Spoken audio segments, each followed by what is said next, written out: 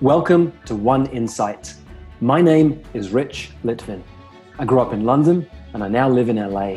And this is a podcast for extraordinary top performers. You see, I've coached some of the most successful and talented people on the planet.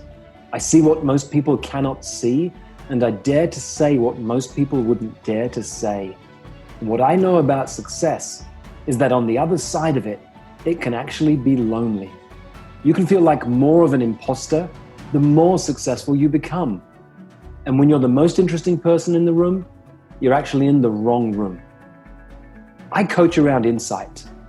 Life looks one way, something happens, the world looks different, and your entire world changes. It can happen in an instant. And this podcast is called One Insight because a single insight can change everything. My next conversation is with someone who was really famous in the 90s, one of the world's top DJs, doing live DJ sets. Then built a business that has made millions and millions of dollars. In fact, makes money now while he sleeps, doesn't even need to be an active partner in the business.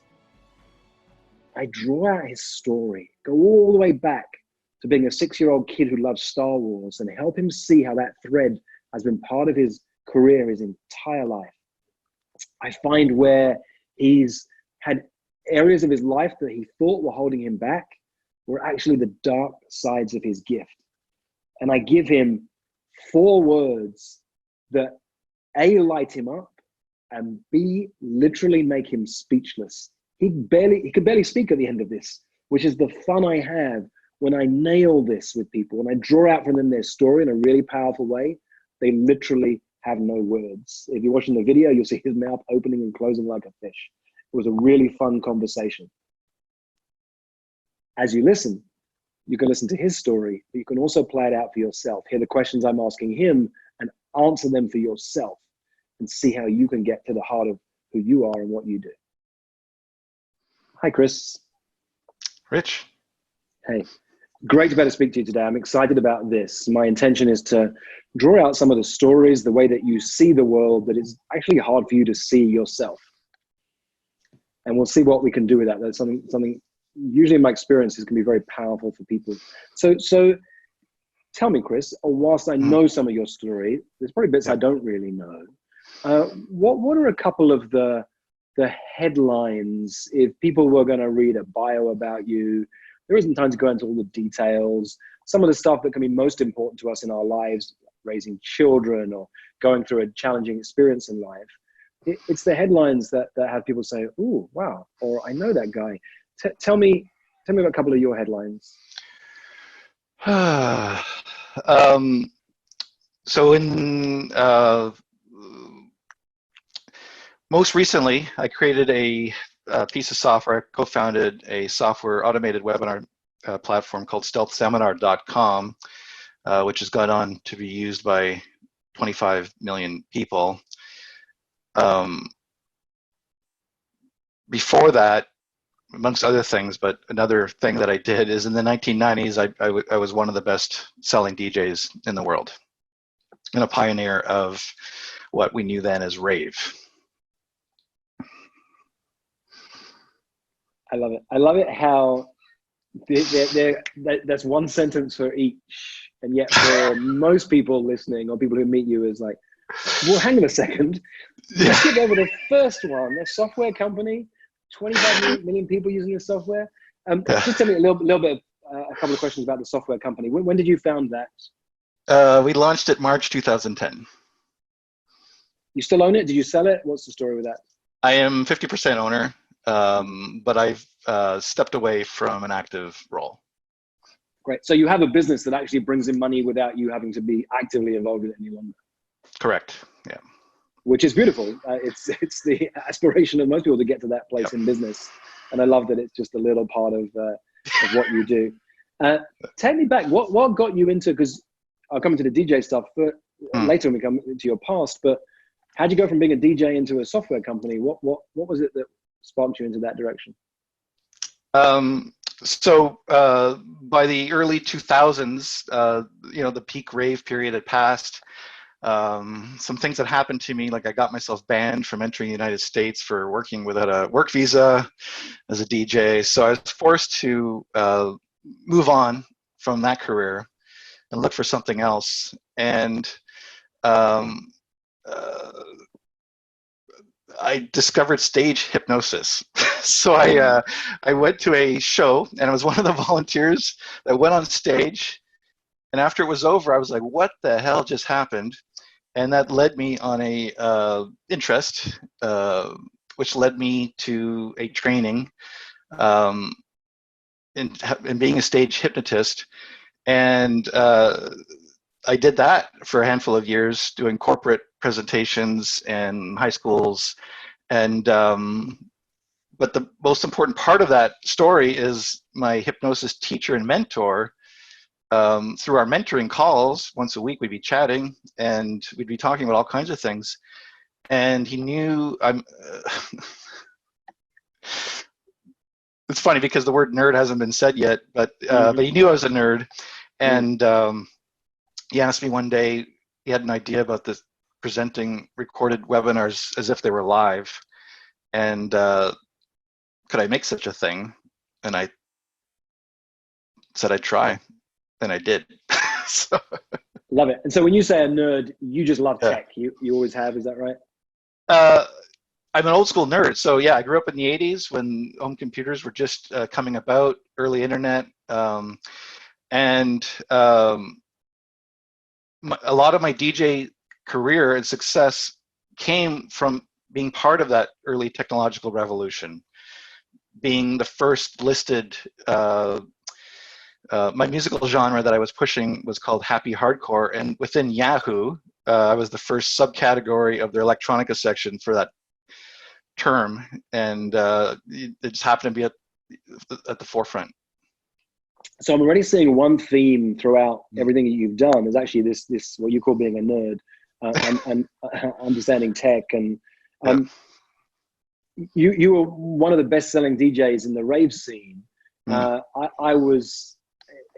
It was my time too, but I wasn't really into rave. But what I know from friends who were not as well known as you, but successful DJs, a great DJ who's doing live with a live audience, and you had thousands and thousands of people in your audiences. Yep. You're like a conductor, and you're watching the people and playing with the people and creating an experience more than just playing music. Anyone could just put on a bunch of records. There's something with people and the experience. Tell me more for you. You're definitely speaking to a major part of it. You're controlling a flow of energy in the room. And I prided myself on never rehearsing my mixes. I would play with my records, but I would never pre-plan a set. And I would live on the edge by not knowing what the next record was going to be until the moment it's actually on the turntable and I'm mixing it in. So I was creating something new every single mix at great risk because you have thousands of people in front of you. And this could all go badly. But that was like a natural high. And I think that was a big part of the success that I had then. Okay. So what I'm hearing is you have a low threshold for boredom and a high threshold for risk. And that brings Nice. a lot of energy into your body. Yeah, I like it. Yeah. Okay. I can relate. Now, take me back to being a little kid. Yep. 6 years old, approximately. What were you doing? What did you love to do when you were around that age? I mean, the thing I remember most was like a lot of kids who grew up then. I was a huge Star Wars kid, and I have countless memories of just playing on the floor of the bedroom or the living room with those action figures that were very popular at the time. And I had a Millennium Falcon, and I know my dad, when he gave a speech at my wedding, when he was reflecting on how I've grown, his memory of me is of playing with those Star Wars toys. So he actually said that. So, yeah. let me dive into that a little bit more because I'm Yeah. curious. For me, it was in England we had something called Action Man, which I think was G.I. Joe for you guys. What was your flavor of that? What was it about? What were you doing with those toys? What were the stories you were making up? What was actually going on? If we could go on, put a little magnifying glass on little Chris. I haven't thought about it in a long time, but I do remember creating situations or scenes, or like for the characters.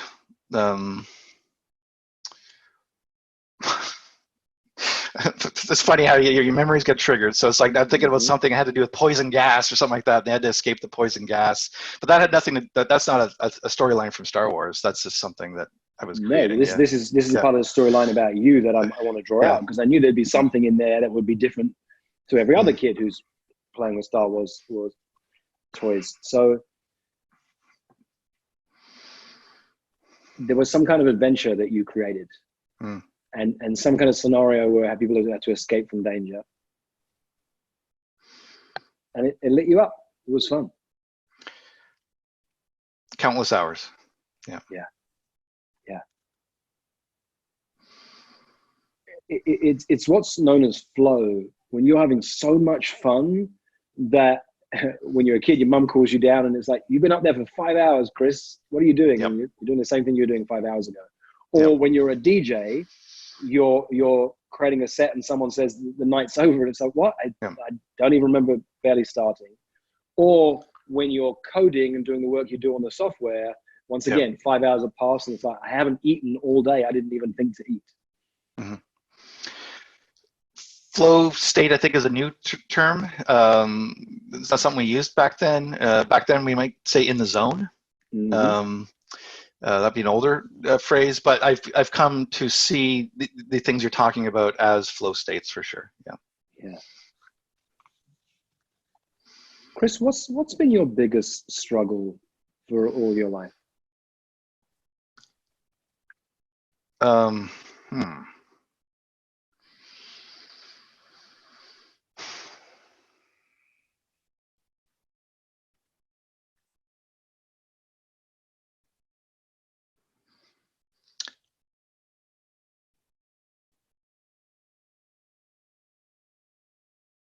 I have to, it's funny because this term did not exist to me until very recent years, and I've come to learn it's very common, but just that imposter syndrome.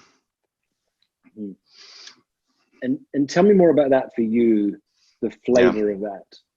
Give me an example of where you felt it.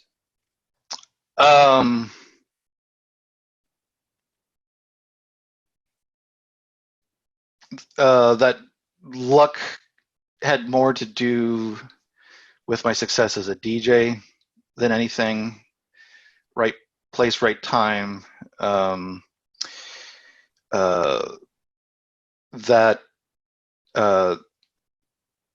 I wrote the code for Stealth Seminar, I didn't want to reveal that this former DJ and hypnotist had created this platform. So I had created a persona. And then I was always afraid of being found out, even though people were using this thing. Because you thought that old career is so different to this one, they would look down on me, they wouldn't take me seriously? Yeah, people have certain expectations of what it is needed to create a tech platform.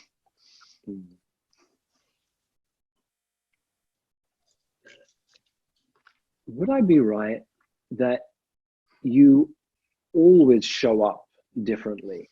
That your way of doing things has never been the norm. It wasn't like, let me look at all the other DJs are doing, let me do it like them, but just a little bit better. Let me look what other tech companies are doing and I'll improve on their thing. 100% correct.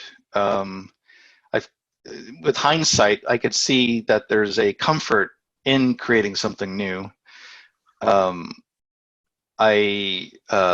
It's exciting, and my partner that I co-founded Stealth Seminar with had tried to hire guys to do it, and they were unsuccessful.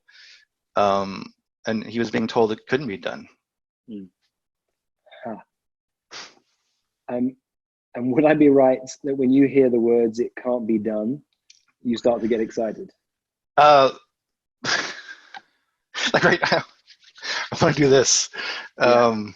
If you're listening, Chris is rubbing his hands Sorry, together. yes, That's what that sounds I'm like. rubbing my hands together. Yeah. Yeah. Love it. Love it. Take me to this moment in time. So we met last year. You came to one of my deep dives. We spent 3 days together. And now you're in Project Kairos, my program where I work with a handful of coaches who have been leaders in other fields and now want to be high-flying coaches. What do you want to create next?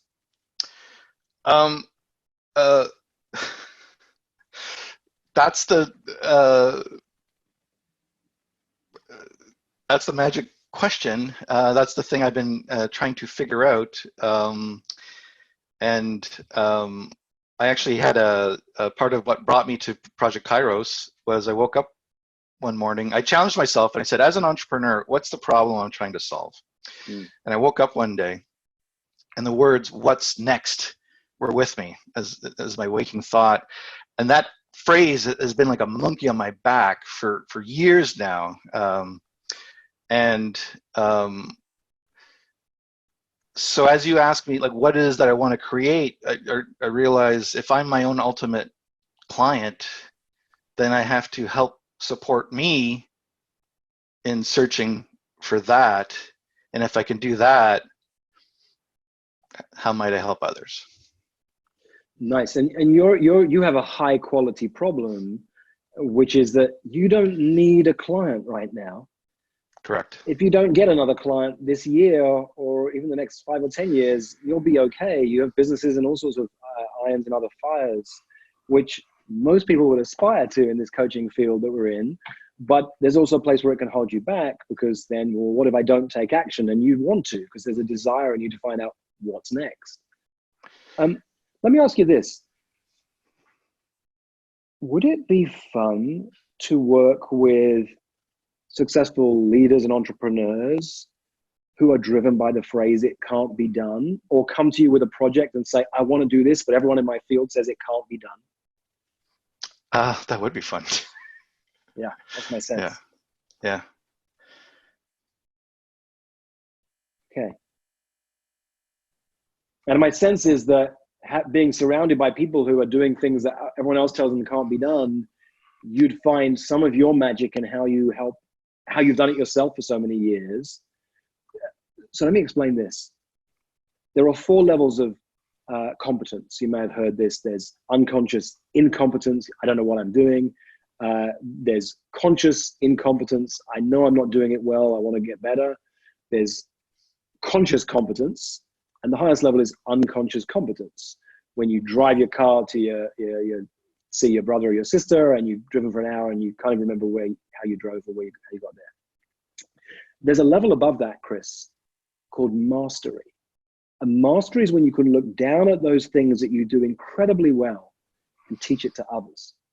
So I had to help our au pair getting ready for her driving lessons the other day. It was a nightmare because I'm realizing I know when to change gear and when to slow down and when to stop, and trying to explain it to her, because I don't think about it, was really challenging for me to think about and really challenging to teach. If I wanted to master that, I would learn how I do what I do unconsciously. The gift that you have throughout your life, doing things where people say it can't be done, doing things where you feel like an imposter, because even you don't think it can be done, or if you're doing it, it feels so effortless, you feel lazy or lucky.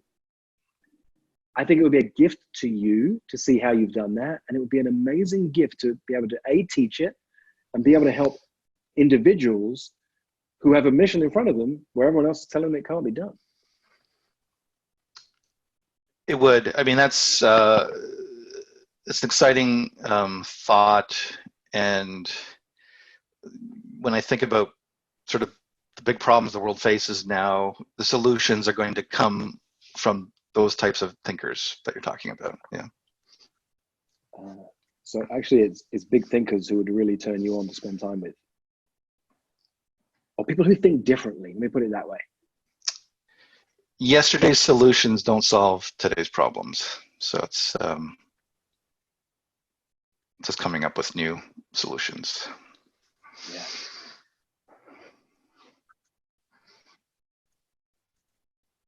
Let me ask you a question, because something just came into my head. I remembered just now that you had this amazing collection of pinball machines, if I'm right. Yeah, correct. Yeah.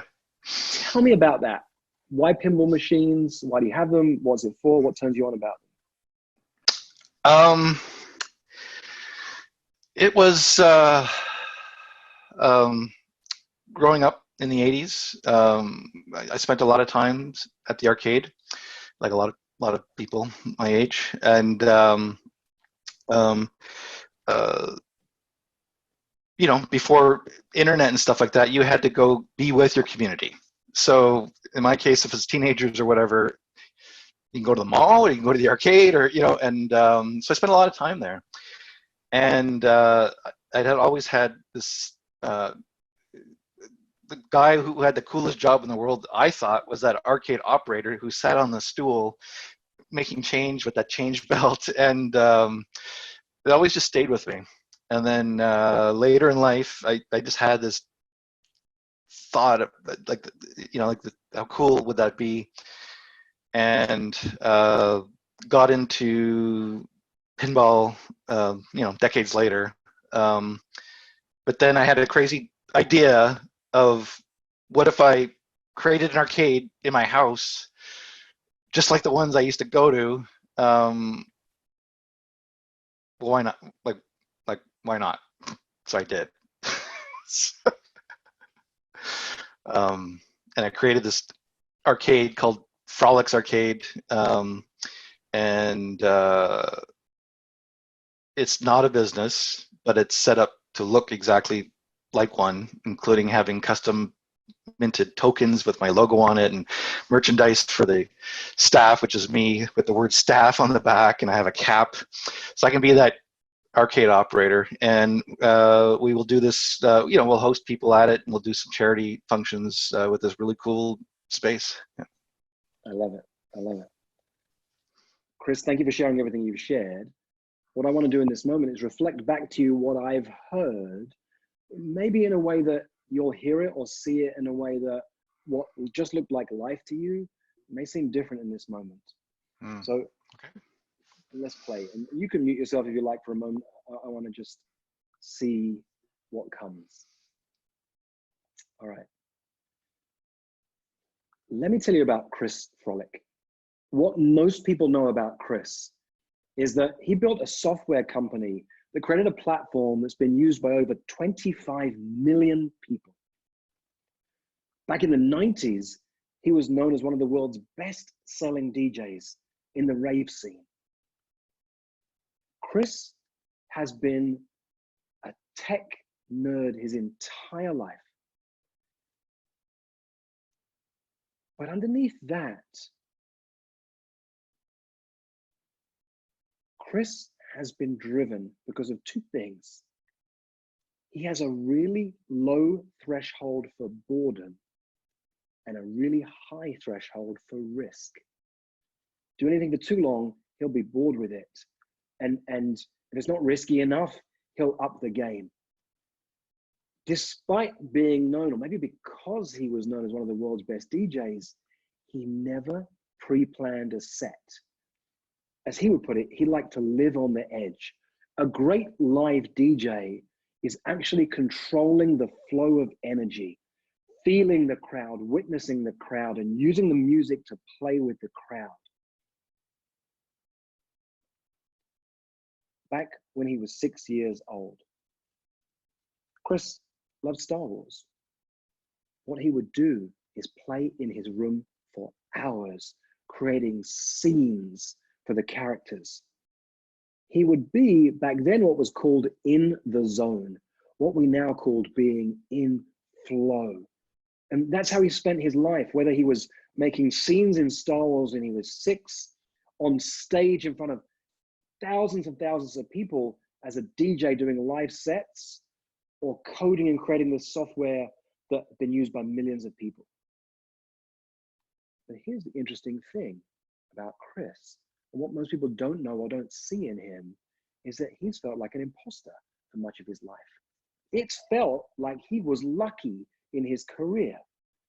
He's felt like he's had a persona that he's been wearing, a mask where he's been afraid of being found out. Here's the thing, of course. There's an old definition of luck. Luck is where opportunity meets preparation. This man has been driven his entire life by the idea of what's next. In fact, if you say the words to Chris, "It can't be done," he literally rubs his hands together and begins to think of how it can be done. Chris has comfort in creating something new and something exciting.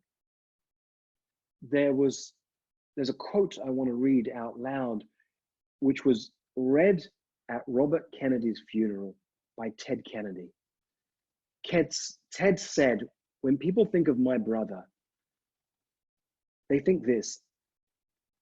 Here's the line: "Some men see things as they are and ask why." Robert Kennedy dreams of things that never were and ask why not. That is Chris. For Chris, yesterday's solutions don't solve today's problems.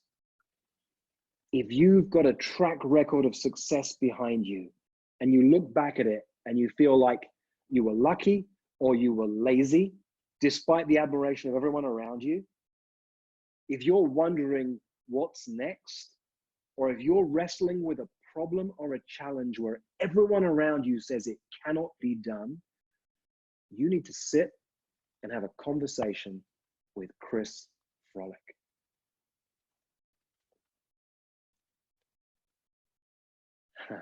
You can unmute, Chris. Tell me, how's that land? I love it.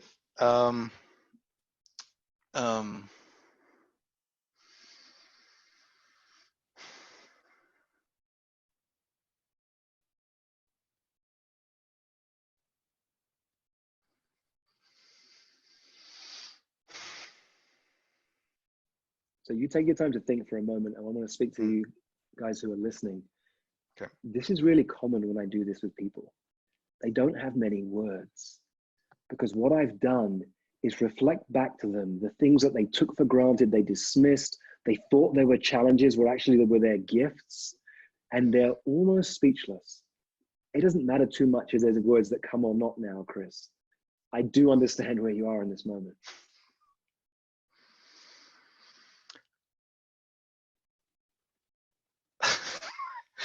Sorry for people not watching. My mouth's open and he's like a fish that's opening and closing. There's silence. Yeah. And look, you don't have to say anything. Yeah. Here's what I've got. And this is what closes the loop for me when I first met you. You're in this place of wondering, do I want coaching clients? Should I be a coach? No, you don't want what most people want, which is an ordinary coaching client with an ordinary problem. Yep. But if someone comes to you and they're a big thinker, they're pondering what's next, or they've got this challenge of it can't be done, that gets your juices flowing, and you're going to want to sit down and have a conversation. And it won't matter whether it's an hour of time, whether it's 5 hours sitting in your pinball room, or whether it's a conversation once a month. That will get you excited. And the moment they've solved the problem, you'll be done. You'll want to move off to the next one. I mean, that's exactly it. And this is why I've been taking my time trying to figure this out, because my solution is not going to be off the rack. So I have to, it's about creating something new right now. And I know this, and that includes finding a new kind of client and dealing with them in a different way. And so that's the journey that I'm on right now. And I'm like, what a gift it is to have this time to explore this and find that. My sense is that either this is the words you lead with, or it's at the front of your website. And it's also a very simple website. And it says, if you're the kind of person who hears the words that can't be done, and you think, hell no, and start to rub your hands together because you've already begun thinking about how it can be done, you and I should have a conversation. I mean, that speaks to me. You're getting me right here, in the chest. If I would love to have a conversation with that person for sure. Yeah.